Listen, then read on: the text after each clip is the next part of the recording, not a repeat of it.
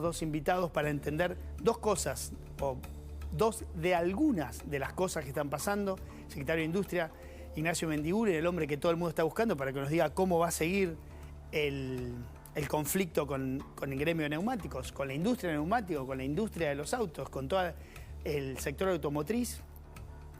Y también con Ricardo Girlavedra, ya lo presentaba recién Luis, y a propósito de él vamos a ir a fondo sobre la justicia, sobre lo que pasó entonces y si aquel momento de un juicio tan importante que, como decíamos, movilizó a toda la sociedad, incluso les diría que fue seguido por el exterior y sigue siendo estudiado en universidades del mundo, si tiene alguna similitud con lo que pasa ahora, con la necesidad de la Argentina de buscar la verdad pese a que duela, ¿no?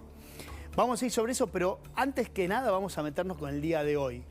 Y puntualmente hoy porque se ha venido hablando mucho del proceso electoral, de los humores de cada uno, de qué viene pasando a partir de los hechos que sucedieron en el último tiempo, después del intento de asesinato de Cristina Kirchner, de la banda, de esto y el otro.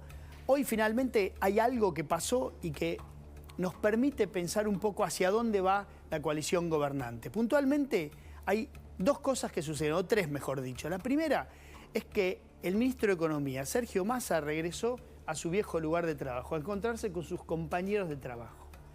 La segunda es una cosa que pasó durante el tiempo que él estaba hablando con sus viejos amiguitos de banca. Y la tercera es algo que sucedió después que él se fue de ahí. Y que son algunos dichos, o mejor dicho, algunas palabras escritas en Twitter de Cristina Kirchner. La verdadera dueña se apropió de vuelta de ese lugar del espacio gobernante. Vamos a empezar con la primera parte, Massa regresando al Congreso. Hoy, por primera vez en el último tiempo, les diría que desde hace muchísimo tiempo, la Argentina escuchó a un ministro de Economía que intentó esbozar algo más o menos parecido a un plan económico, con algún tipo de andarivel por donde ir y venir. La Argentina transitó en el último tiempo algo así como por una pileta libre, donde cada uno iba para adelante, para el costado, en diagonal, volvía. Nadie podía articular algo más o menos como un plan económico. Tampoco lo hizo hoy Massa, pero sí estableció algunas directrices que vamos a hablar con de Mendiguren en un ratito, a propósito de lo que se propone al menos el año que viene. Casi una mirada larga para lo que está acostumbrada la Argentina de plazos tan cortos. Massa fue al Congreso y además de saludar y decir que venía a un recinto que obviamente le resultaba conocido, o a un lugar que resultaba conocido, y tenía un trato, le costaba tener un trato casi formal con muchos de los diputados que le hacían preguntas y demás por la complicidad que sin duda tuvo durante tantos años, o durante los últimos años, de manejo de la Cámara Chica o de la Cámara Baja. Lo cierto es que Massa empezó diciendo, hay algunas cosas que he aprendido. La primera de ellas, dijo, es que la conducción económica unificada es mejor. Y dijo, yo no le voy a dar consejos a nadie, no es mi intención. Mi intención es contarle algo de la experiencia, es decir, la función económica unificada genera mejor posición para la toma de decisiones. Eso fue lo primero que dijo Massa. Y después empezó a esbozar un presupuesto que tiene un problema, casi un vicio, digamos, de confección, que es algunas variables que hacen que otras variables, por ejemplo, el crecimiento o, por ejemplo, la recaudación, se calculen a partir de algunas cifras que son discutidas.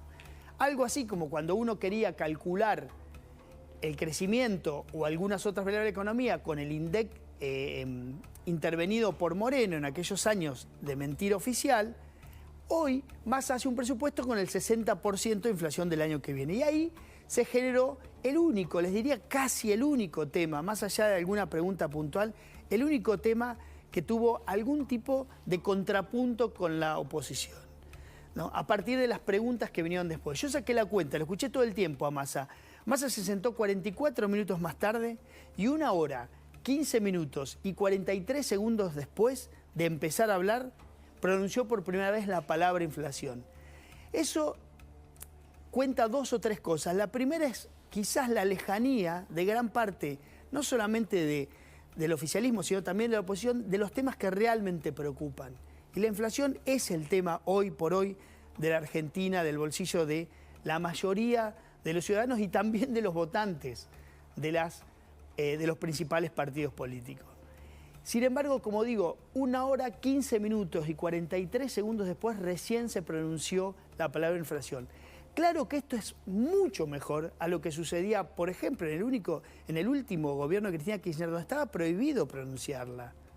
No solamente por los funcionarios, sino por muchos de los empresarios que hablaban con nosotros los medios o que hablaban en cualquier tipo de congreso o en alguna posición pública. La inflación no se pronunciaba. Hoy Massa reconoció el problema, aunque lamentablemente, igualmente no sé, aquí permítame una duda, si es el lugar para plantear esos temas, pero aunque no sé, digamos, si la falencia de hoy no estuvo en algún tipo de medida que realmente cuente qué va a pasar con la inflación del año que viene, o cómo piensa de un 100% de este año, que prácticamente es lo que habla el relevamiento de estadísticas que hace el Banco Central, de una inflación de 100% al año, 99 y pico, por no poner 100 como han hecho los especialistas, ¿cómo va a ser para llegar al 60%? ¿No?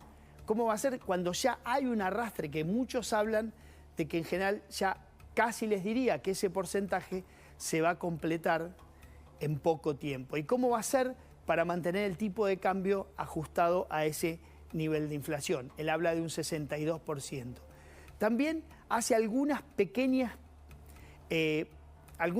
cálculos que también hay que entenderlos en el marco de lo que él piensa para el año que viene. Por ejemplo, acá teníamos algunas placas. Por ejemplo, habla de un crecimiento, ¿no?, de la recaudación del 78,8%. ¿Cómo se va a llegar a este número cuando dice, a su vez, que la presión tributaria va a caer el 0,18% del PIB? ¿Cómo se va a llegar a un número que crece el 78% frente al 60% de la inversión? Bueno, pues ese es un cálculo que no está del todo claro. Aunque él apuesta al crecimiento del empleo, al crecimiento de la economía, al mayor consumo, a la obra pública, a las mayores exportaciones de algunos rubros, como el gran fenómeno que va a generar mayor recaudación. Pero ahí hay un punto. Sin embargo, y para ir terminando con el tema, porque lo vamos a hablar seguramente con de Mendiguren al asunto, sin embargo, se fue con relativa calma. No hubo grandes tropiezos, no hubo preguntas que lo pongan en aprieto. Le preguntaron por la inflación y él en un momento dice, no hay una medida, ni tampoco soy mago. Es un conjunto de medidas que nos van a llevar a que los índices de inflación empiecen a bajar. Y dijo en un momento, la inflación hay que bajarla, porque también hay que bajar la tasa de interés, porque eso genera o puede generar recesión, ¿no?, o un enfriamiento de la economía. Ese fue el único punto. Y Massa se fue con la sensación de que el presupuesto iba a caminar tranquilamente por la Cámara Baja y que prácticamente no tenía dudas de que finalmente en 2023 va a contar con un presupuesto. Las dudas, claro, empiezan a existir cuando uno empieza a ver si el camino que traza Massa no solamente tiene apoyo de la oposición, sino de los propios. Entonces, quienes terminamos de escuchar el mensaje de Massa, dijimos, esto está bien lo que dice Massa respecto de trazar un andarivel. Ahora, más allá de que la oposición o en el Congreso lo acompañan los propios. Y vamos ahora al durante. ¿Qué pasó durante? Durante la exposición de Massa apareció el dato de inflación y de indigencia. Cayó un porcentaje, menos del 1%. La pobreza, subió un porcentaje también, menos del 1%, la indigencia. Y ahí, con Massa hablando en el Congreso, Cristina esperó que Massa termine y entonces sí agarró su teclado y le puso las condiciones. Muy lindo todo, usted trabajó mucho, señor ministro, pero hay que avanzar sobre estos temas y hay que ser más duros con el control de precios en el mundo de los alimentos. Volvió a marcar la cancha. Como les digo, algo que sucedió en el antes, en el durante y en el después. Entonces lo que pasó en el antes, que es decir, o lo que pasó mientras él hablaba y mientras establecía un andarivel, enseguida después de haber terminado, empezó, digamos, a encender algunas luces de alerta, a poner algunos puntos suspensivos donde por lo menos Massa había puesto un punto y aparte. ¿Podrá el ministro y su equipo mantener esa convicción frente a un gobierno que le está pidiendo otra cosa, o por lo menos a la parte dura de un gobierno que le está pidiendo otra cosa? ¿Podrá hacerlo en marzo, cuando se empiecen a sedimentar los aumentos de tarifa y la gente empiece a ver exactamente cuál es la política de Massa en el bolsillo? Y a su vez en ese momento se largue la carrera electoral con la elección de candidatos, de fórmulas, de posicionamientos, de alianza. ¿Podrá mantenerse en ese andarivel? ¿O su propio gobierno, y ya no la oposición, sino sus propios aliados, sus propios socios en el oficialismo, le le exijan que cambie el andarivel o que se vuelva a esa pileta libre sobre la que navegó o nadó la Argentina en el último tiempo? Massa dejó algunos puntos finales. Cristina Kirchner, minutos después, a ese punto final, le agregó 2 y dijo: no, acá hay puntos suspensivos y hay que abrir la discusión. La que manda soy yo, lo dejó claro, y es mi propuesta para la discusión del presupuesto en el recinto. Había quedado todo relativamente salvado, se había ido Massa, como digo, con la certeza casi de que iba a ser aprobado, y Cristina Kirchner, pocos minutos después y sin abrir la boca, apenas sentándose en su teclado, volvió a poner los puntos suspensivos sobre la política económica.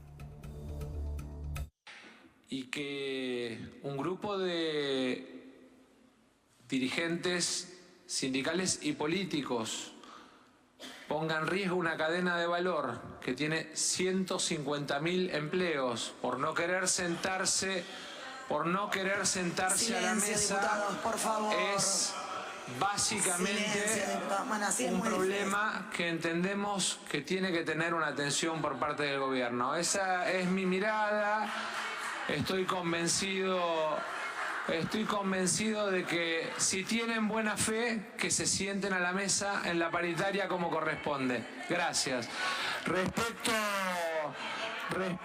de la pregunta del diputado Espert, no solo no miento, mintió ayer el sindicalista del neumático que dijo que no había sido atendido en el Ministerio de Economía cuando el secretario de Industria, José Ignacio de Mendiguren, se reunió una vez con él y Pablo Moyano y otra vez a solas. Entonces, el que mintió es Crespo, diputada. No hay una medida que baje la inflación. No soy mago, ni pretendo serlo, ni voy a mentirle a la gente, porque, vuelvo a repetir, en los pasitos finales de mi vida política quiero hacer esto bien.